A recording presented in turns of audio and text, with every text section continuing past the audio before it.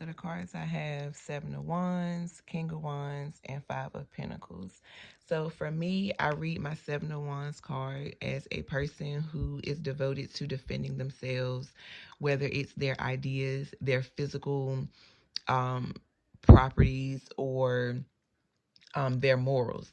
This is a person who is not going to let opposition come in and just tear down and wreak havoc on what they have built.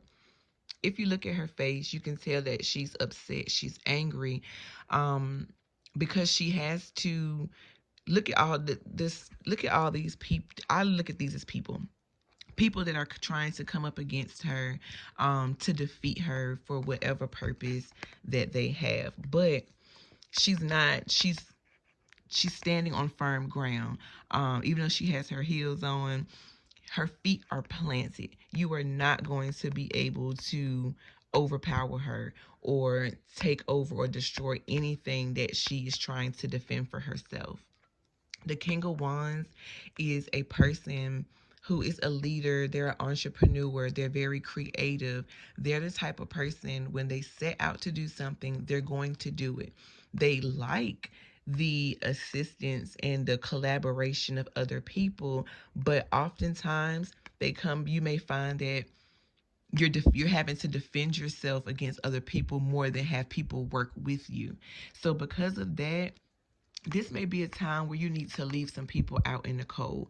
Maybe you need to go on this journey, this new adventure, this new setup, this new way of thinking, this new lifestyle by yourself.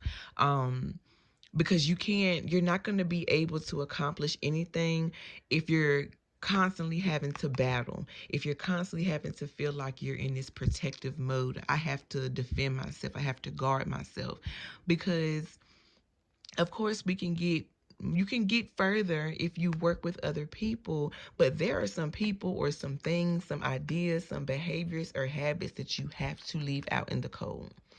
And what you don't see coming at the bottom of the deck is the High Priestess.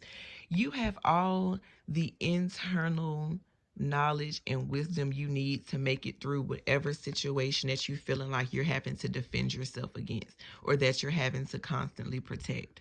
I don't feel like this is so much in a romantic sense. I'm really feeling like this has more to do with finances, career, maybe familial relationships, personal relationships, but not so much romantic.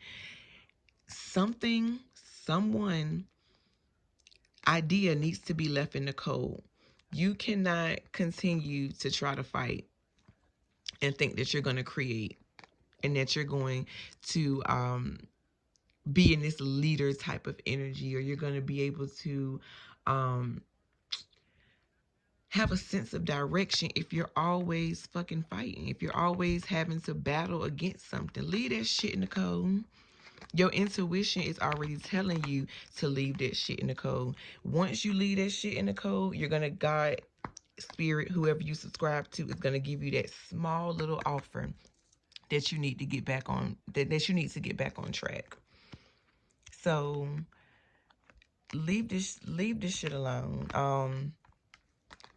Whatever you think you need to drop it.